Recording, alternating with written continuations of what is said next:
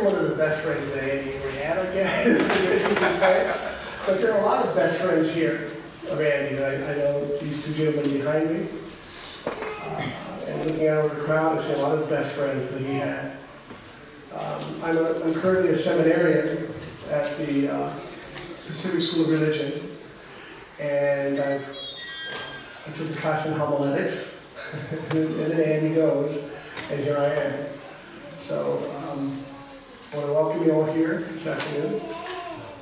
And we're going to begin with a song at the request of the family called Ave Maria. Our friend Andy's going to sing it for us.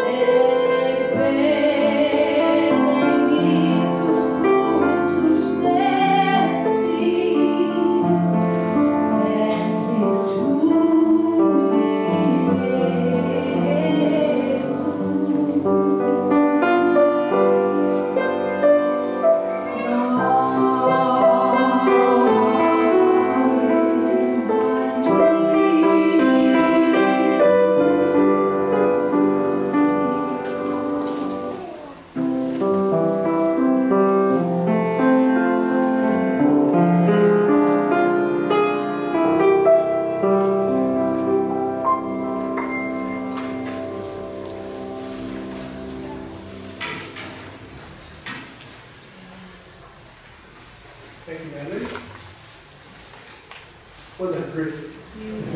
Beautiful.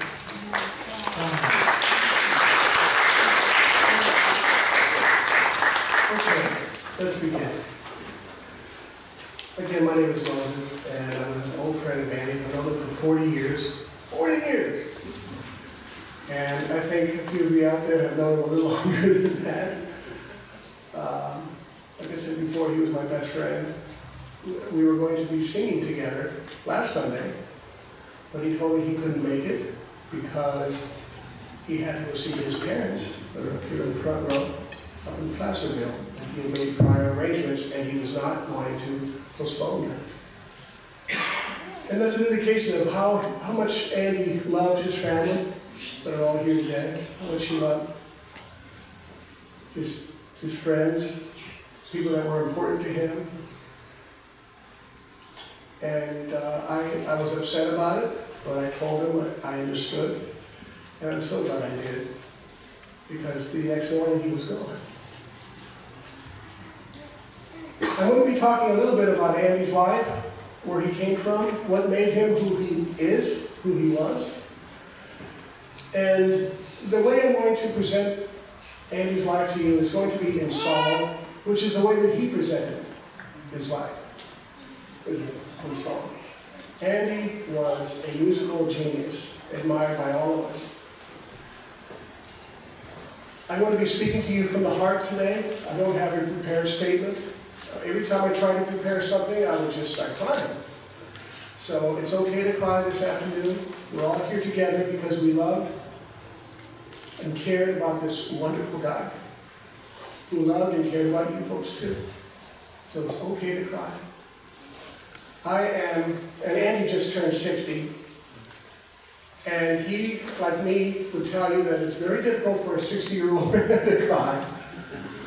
As many of you around my generation understand that. But when I heard the news, I couldn't help it. And it just came, and I didn't want to do it. And I thought to myself, I don't want to do this, but I have to do it. And I knew I would feel better after I did. And so I want to recommend to all of you that crying is a way of healing. It's something our body naturally does.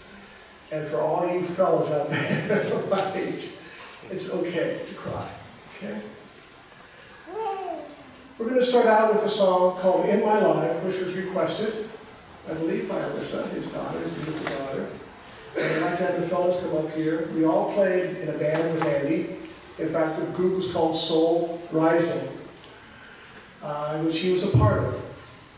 He and I were co-lead singers, and we sung mostly Motown songs at the local churches.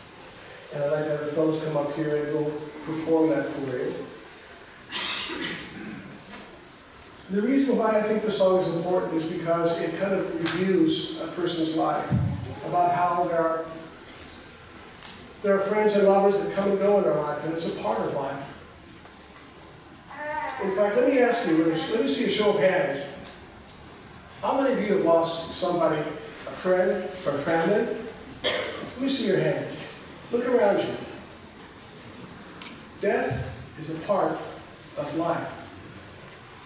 It's something we cannot escape.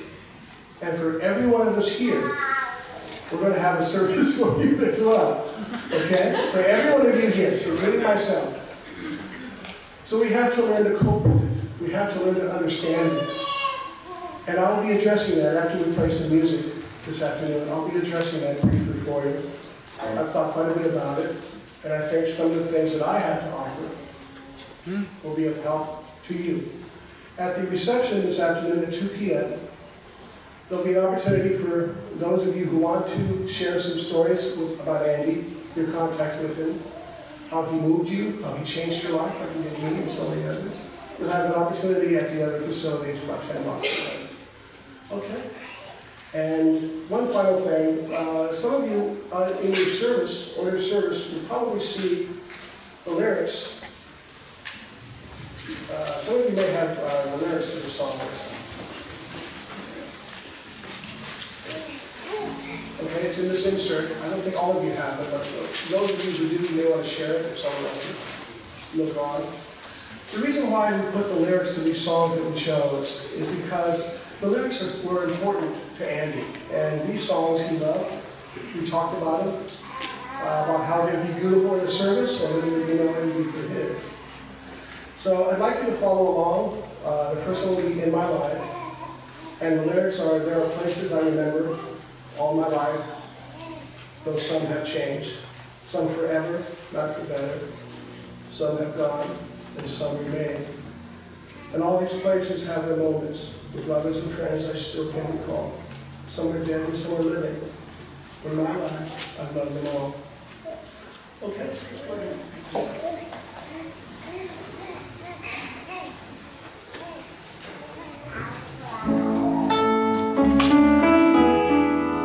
Welcome to sing along to if you like. There are places I remember all my life, but some have changed, some forever, not for better. Some have gone, and some remain. All these places have their place. With lovers and friends I still can recall. Some are dead and some are living. In my life, I love them all.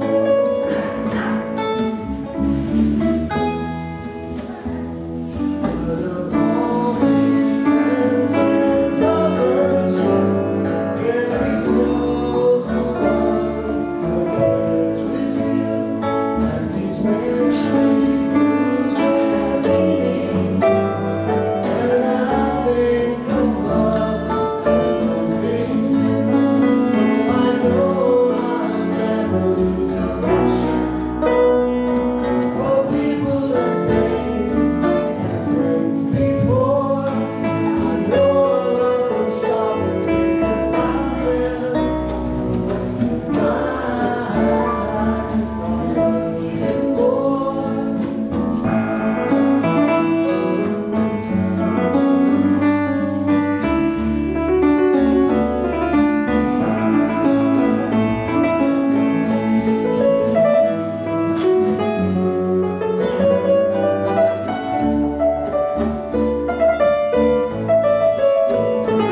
Oh, I know I'll never lose affection for people and things that went before. I know I'll often stop and think about them.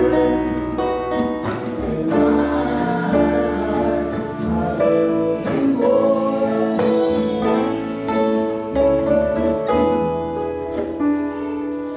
In my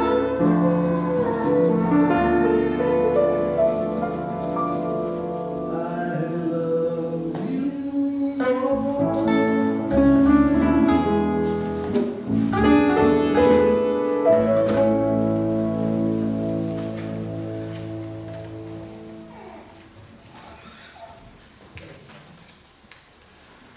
Okay, one more song I'd like to sing, and then we'll get into my talk, our sharing today.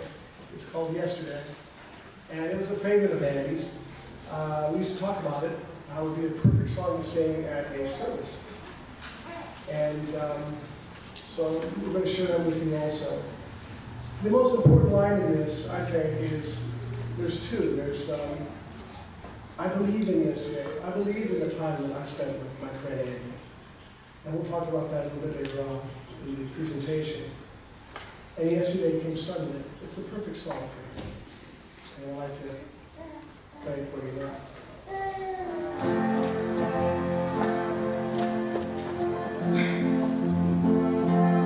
Yesterday, all my troubles seem so far away. Now that the tears go, there will be to say, oh, I believe in yesterday. Suddenly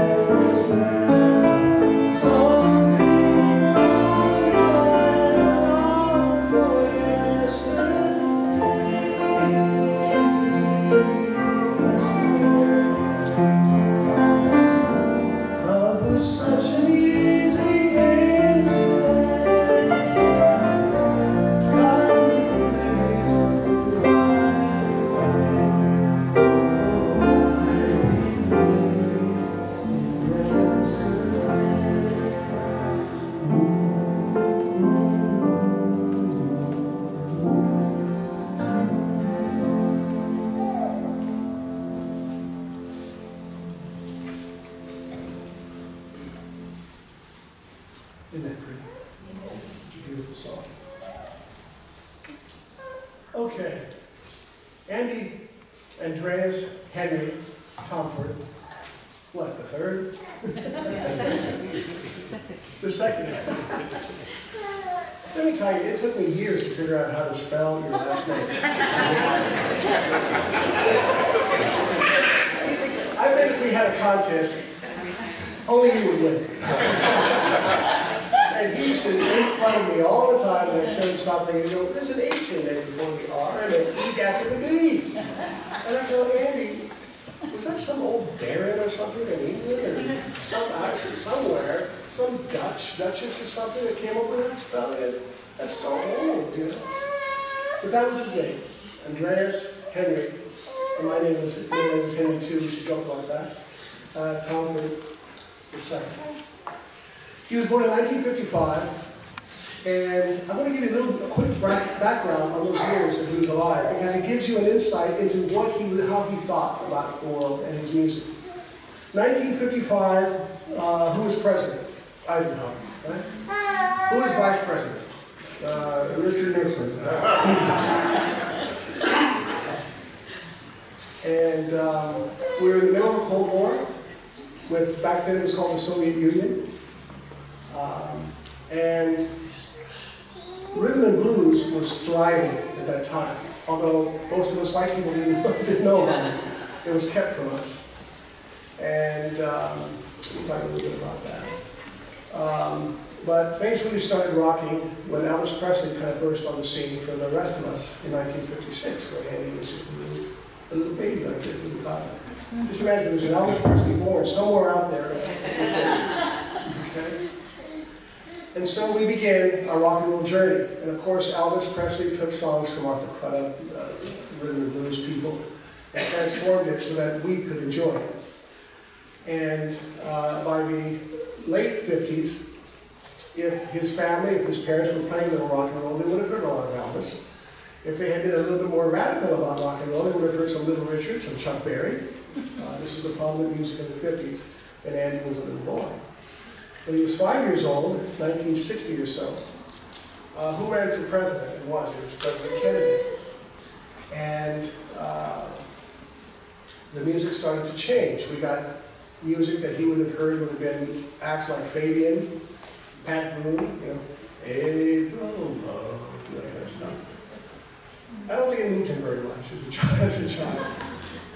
And then, so we're still in the midst of a Cold War.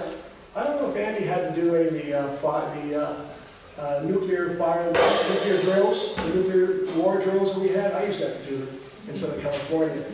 Where there would be this, and we'd all go hiding because we would have been bombed by the Soviet Union. These are troubled times.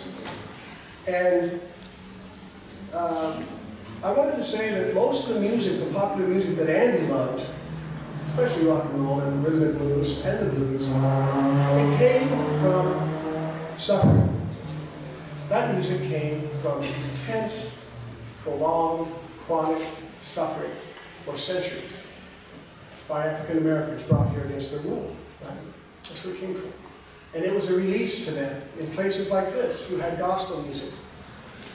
The blacks were not going to sing How Great Thou Art. They weren't going to sing it like that. That would not relieve them. That would not heal their suffering from their oppression, intense oppression, that they suffered in some ways even easily. But that music, rhythm and blues, gospel music, came as a release, as a great release of this wonderful spirit that we have as humans on this planet. And I mention that because that's the kind of music that spoke to your son. That's the kind of music that really moved him. He loved the blues. And as growing up in El Cerrito, I guess, in the early 60s, I'm not sure there would have been all that much blues for being the son of a prominent physician for him. But then again, anybody who goes through adolescence suffers, right? We all suffer through adolescence, one way or another. And Andy, that music spoke to Andy. And by the time he was 15 in 1970, like me, he took to playing blues harmonica. And it got to the point where he couldn't even put the microphone down, as I understand it from him, that he would walk around his campus at Oswego High like this. Hey, here's the Monica. Right? Yeah, let's applaud. Let's give him a round of applause.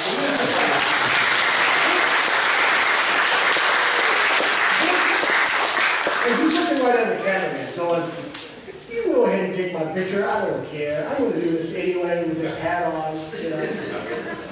I mean, this is such a remark. I've never seen this before until this happened. So this is such a remarkable statement of him as a young boy growing up in the East Bay that he took to this music.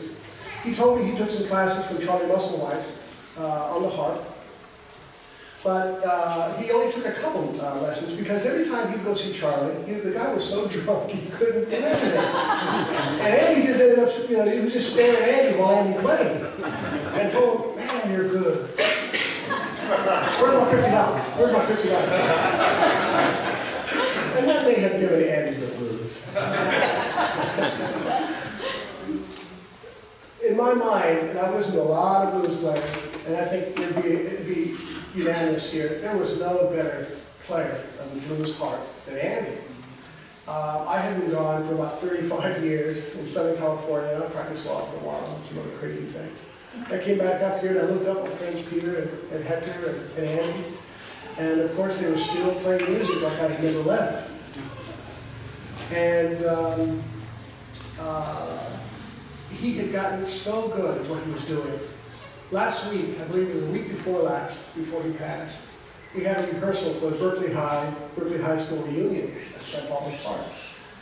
And we had a bunch of musicians go down to David Ray Tucci's basement. It's a great story. And we're all walking in there, all swaggering, because we all think we're just hot musicians, right? And I sing a couple of songs, Natalie sings a couple, or Julie sings a couple of songs actually. And then it's Andy's turn.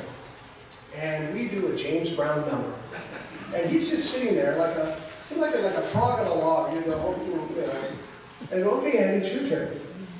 And he gets up, picks up his, puts his harmonica down on the chair he was sitting in. He gets up, and we strike up the band. And here this docile, quiet creature turns into a monster blues singer. I mean, he just takes over the whole room with his energy. And he starts belting out this song, ladies and gentlemen, and it transforms the room. And I know every one of you out there who's ever performed with this guy,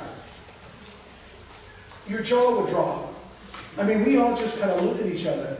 You know, he's singing away. You know the way he would stand there singing, you know, and he would just pour his heart into this, and he was a powerful guy, vocally. I think he probably are the but he was a powerful fella, and he would just bounce into this thing, and we would look at each other and just go, wow, it's just amazing, and smile and laugh. Some people were like in shock. It was so amazing to see him perform, and we're going to be performing some of his favorite songs this afternoon. Believe me, you're not going to see that from me. I wish I had that, but I just didn't. I don't think anybody else on this planet had it like him. And I know that everybody here that has seen him agrees with me. He's amazing, just amazing. Anyway, I met Andy the first time. It was 1976, and I was sitting in my apartment on Parker Street in Berkeley. It's a funny story. It's so typical of Andy. I was sitting there playing my guitar, you know. Oh, baby, oh, you know, love, baby. I'm sitting there singing along by myself in the quiet of my bedroom. And all of a sudden I hear this, like this. And I like flew off my bed. My guitar ends up on the other bed. I'm just like, what, like this. And he goes like this again. And I look over, and it's coming from the fire escape. On the other side of the fire escape door, it was just banging. No warning, no nothing, you know. And I hear him say, "Hey, you sound pretty good in there." And as I heard Andy describe this to someone else, which I'm so grateful for. He said this. He opened the door. I opened the door, and he says, and I saw Moses, and we became best friends at that moment. Because he was a singer like I was, and so much more profound than I ever meet this guy. And they invited me into their bedroom, their apartment, and we used to have breakfasts and invite all these people. If you look on the Facebook, that's the group of people that we all used to hang out together with. And it was quite a crowd. Quite a handsome crowd, too. I mean, it was pretty good back then. And we played our music. Andy was in several bands through those years. He was in a group called the Upstarts. Anybody here that's, I know you there, George, Tim, Kazukas, the hands keep going up. There's another group called Straight Jackets. And I understand that was because a few of the ladies were just going nuts hearing Andy and they had to carry on. Huh? That's what I heard.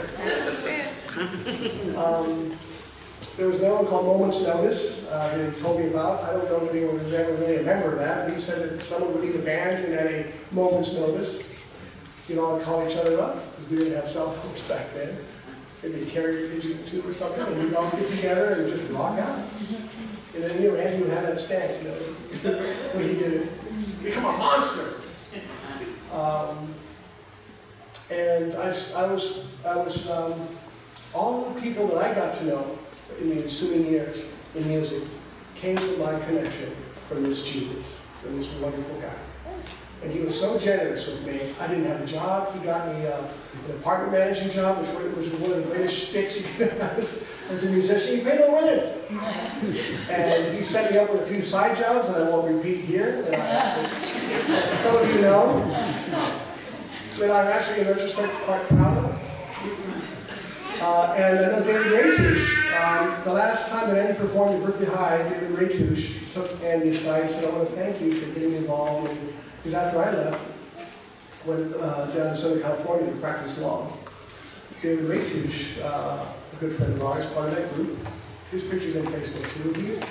He took my job as apartment manager, and he became a real estate mogul, if you will. He owns all kinds of buildings today, and he loved this field so much that he decided to stay with it. And he told Eddie, thank you so much for changing my life. This is the kind of guy he was. You know, and I bet all of you have some kind of story like that, where this great, vivacious powerhouse of a man was so kind and considerate. He was so kind and considerate to his family that I missed out on him performing last week, you know, because he had to go see his parents. And this is the kind of person he was. He put people first like that. Anyway, 1970 comes along. Andy is what? 15? I'm not going to go through his entire life. He was 60 years old. We'd be here all day, crying. I'd be in a fetal position in the corner. Oh, I love you. And he began writing. I know in the late 80s, just in the late 70s, when I moved up here in 76, Graham Parker and the Rumour became very popular from England. There was a second wave of music, and Andy started writing again. Elvis Costello was another influence, and we wrote a bunch of songs together. We recorded a bunch of songs. In the days and weeks ahead, we'll be gathering those for you. And for the family, we'll put together a CD of some of the stuff we have with them. Okay. So let me go ahead and move on. When I came back, we started a group called Soul Rising. It was a natural fit. We were singing Sam and Dave songs. And I'll close with this. About a week and a half ago, I called him because Hector had an idea, the bass player here, had an idea of Andy and I singing together as a Sam and Dave kind of act. You know, oh no, I'm coming, but only do original music using two lead singers like that. Nobody's doing it, Hector said. And so Andy had called me and said that he had called me and he said, I can't do Sunday. I'm going up to Placerville to see my folks. And I'm so sorry, no, I can't do it, but maybe another time I'll be able to do it. And I says, okay, Andy, I totally understand. And say hi to your mom and dad for me. I just love them. They were great to me when I was here. And I hung up and I thought, Hector, the band. So I immediately called him right back. And he didn't answer. And in a way, that was kind of symbolic of how this all ended with Andy. He just didn't answer. And one of the things that Jenny used to tell me, I'll close with this. One of the things that Jenny used to tell me when we were apartment managers is that Andy never knows when he's in trouble, Mom. He never knows when he's in trouble. And the owners would be upset about something that he did or didn't do. And they'd be looking for him and they couldn't find him. I mean, it's so typical Andy, you know. And he always managed to pull it off in the end. But he never knew when he was in trouble. I'll always remember that. He passed away just after midnight, before 3 a.m. I believe, in his sleep. And so, I mean, truth be told, Andy doesn't even know what happened to him. You know? It's a funny thing. He thinks he's still asleep somewhere. He doesn't know that this happened. And I guarantee you, he'd be pissed if he found out. So, you may want to say a thing or two on prayers, but he doesn't know that this happened. He went to sleep, started dreaming, and passed into what Hamlet says in Shakespeare's play. He passed into the unknown country where all of us are headed one of these days. Right? And in my mind, that's perfect. That's a perfect way for Andy to leave us. In his sleep, at peace, at rest, in a very vivacious and active life that he led. He left a beautiful child in Alyssa. She's gorgeous. She reminds me of Andy so much. And it was hard to look into her eyes the other day to talk to her because it looks like Andy in some ways. And Andy and Jen, okay, he shared that. And he also left a wonderful wife in America who's here today. And she was very special to him. Jenna was his first wife. And he loved these people with all of his heart. He was so devoted. He was so devoted as a husband like that. He just never knew when he was in trouble. With either of them. With either of them. I hope someday that if I have to go, which I'm sure I will have to go, I go like Andy did, in my sleep. With a big old insurance policy for my kids. Right? Just waiting to pounce on. Anyway, let's go ahead and our next song is, you know, do you mind if we skip into Till There Was You? Do it. Would you okay? You have it next? I'll tell you why. Till There Was You is a song by Meredith Wilson, who wrote the Music Man. And Andy also loved this song. He probably wouldn't want me to tell you that. But he loved this song. And I wanted to play this. We wanted to perform this for you today because it talks about how I didn't know how great life was until I met you. And in many ways, that's the way it was with him. When you met Andy, your life was, you saw things a different way because of him. He loved life so much and he was such a great inspiration. It says here, there were bells on a hill, but I never heard them ringing till there was you. Then there was music, right? His music, and wonderful roses. Love was all around, but I never heard it sing. I never heard it at all till there was you. And I'd like to dedicate through him as we go ahead and perform this. Okay.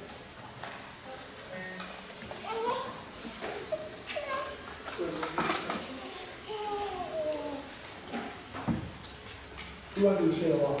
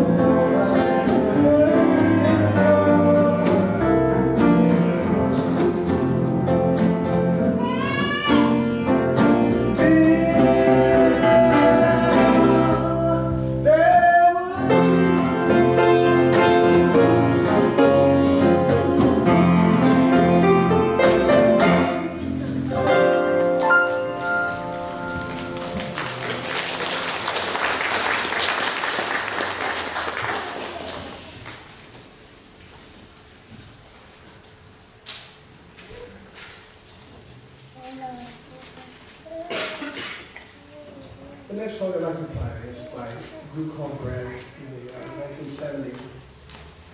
And Andy loved their music, I remember.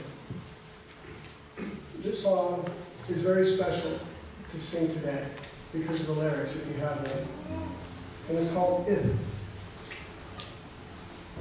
And it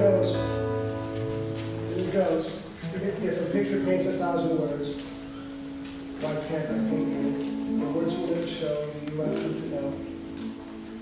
And then farther down it says, if a face could launch 1,000 ships, then where would I like to go?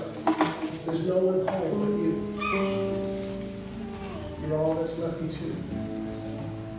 When I heard this the other day, when I was thinking about which songs that we should present, it almost sounded like Andy was talking to me, to us. It's a little uncanny what he says, because he says, and when my love for life is running dry, you come and pour yourself on me. Huh? And if a man could be two places at one time, I'd be with you. Which is what you feel. Tomorrow and today, beside you all the way. And if the world should stop revolving, spinning slowly down to die, I'd spend the end with you.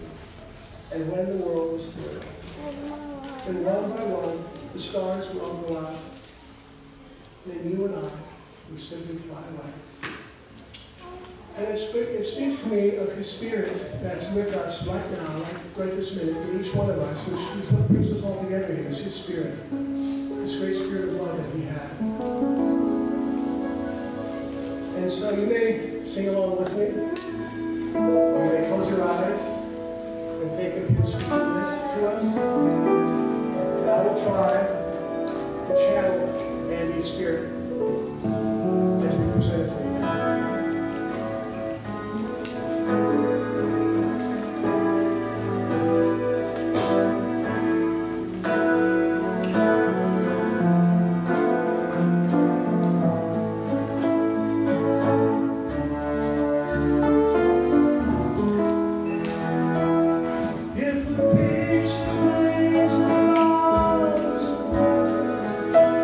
But my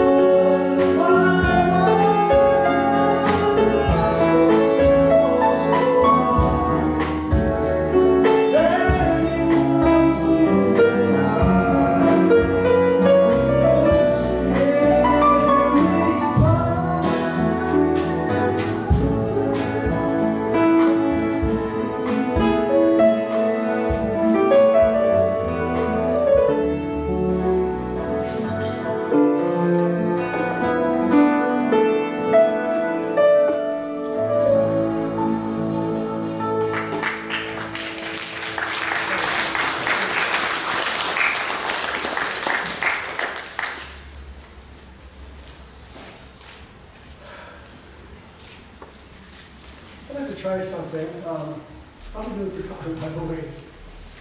8 minutes? We got 8 minutes left? That's plenty of time. I'd like to try something. I've never tried this before in a church. I've never tried this anywhere else before. But let's try it. I'd like you all to be with me in one note, to hum one note together. All of us as a group. Just listen and then hum. And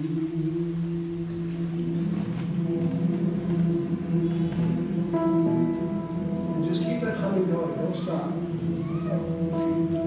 This is all of us together. One with Andy.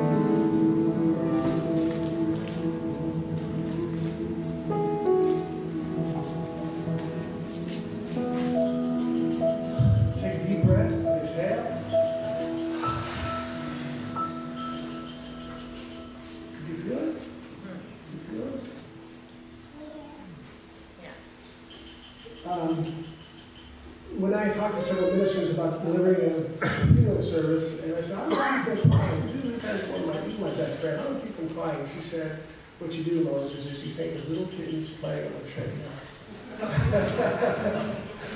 So if you feel yourself talking to somebody this afternoon, what you're feeling, and all of a sudden you're going, just think about those little kittens on the treadmill, just playing around, and it goes away for a while. It comes back.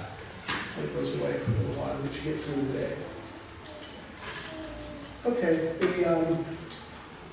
the last song that I want to do is How Great Thou Art. And I picked this song. I'm a Unitarian, by the way, so I don't know if you know what that is. It's a little different than mainstream Christian. But I respect that people here today come from all walks of spiritual life. And I wanted to sing this song as a group with you. I'm just going to do a couple of verses. It's called How Great Thou Art.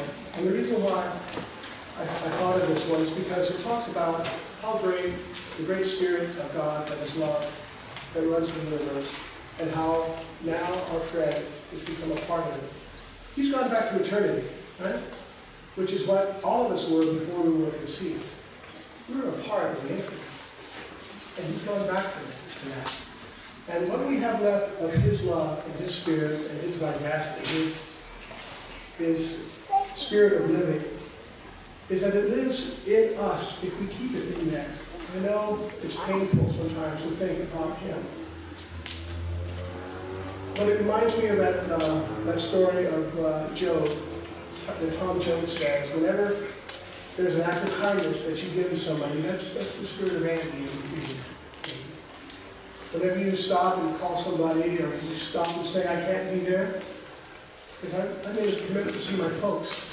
That's the spirit of our friend inside you, that each one of us has now within us. He lives in all of us. His essence leaves with us today. And I entreat you to keep that within you. His light of love, which he so embodied. That I would like for all of us to remember to keep the light of that love of his within ourselves, in our daily living, and express that to others as we live. Okay, how great thou art. We're just going to do the first two verses. and then we'll say goodbye.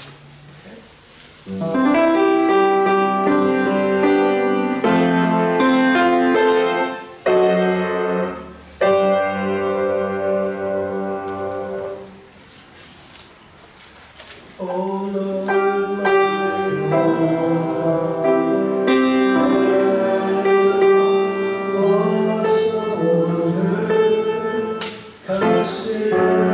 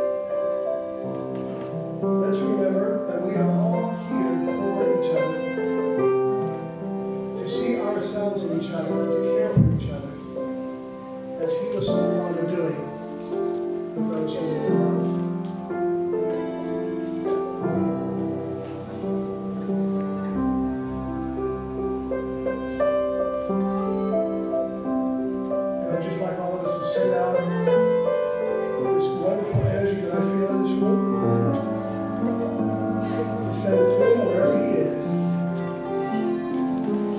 And be prepared, because knowing Andy, he just might visit whenever he just may come to you in a vision, in a song. One way or another, he will communicate with us. In the name of the Heavenly Father, and the Great Spirit, love, and peace. Amen. Okay, from here, we go to 2100 Rivers Boulevard. Some great food over here, over there, waiting for us. And I'm starving. And let's bring Andy Spirit with us over there. We're going to be playing some music. We've got a lot of guest musicians. We're going to have a nice little hoop Andy in his honor as a tribute to him. And I've got a little treat for you on the way out. So you look right there.